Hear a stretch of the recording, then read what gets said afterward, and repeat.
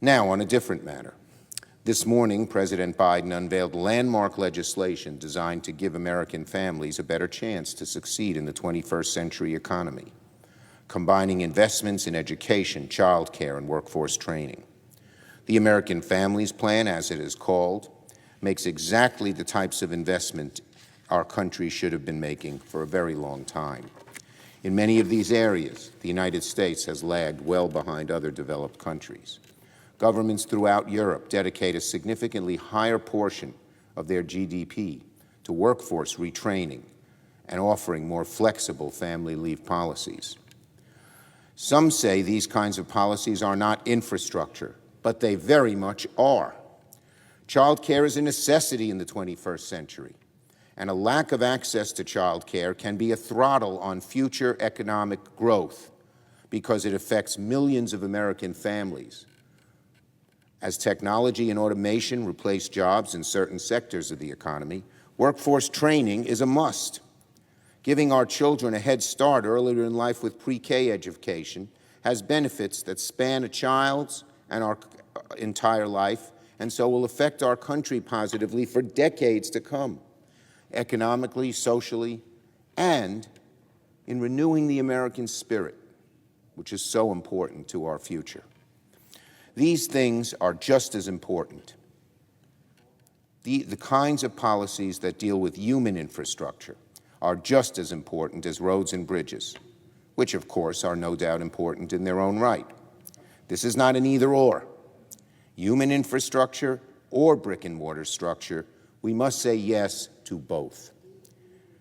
We don't want to choose one versus the other. That's like choosing between children, both of which we love. In the modern world, we need both infrastructure that matches a 21st century economy and human infrastructure that allows our workers and families to succeed in it. So I applaud President Biden for putting this plan together. It's just the right approach. And I would add one final comment here. All of our Republican colleagues, every single one, regrettably, chose to oppose the American Rescue Plan, despite the fact that a majority of Republican voters approved of the legislation. There seems to be a huge dichotomy between Republicans in Washington and Republicans in the rest of the country who approve of many of the policies in President Biden's plans. Republicans in the rest of the country approved of the checks and investing in vaccines, and they approve of investing in infrastructure. I suspect many of these policies in the American Families Plan will get high marks as well. Child care is popular. Early pre-K is popular. Early schoolhood training is popular. Free community college is popular. The list goes on. Will our Republican colleagues start to listen to their constituents as well as the rest of the country?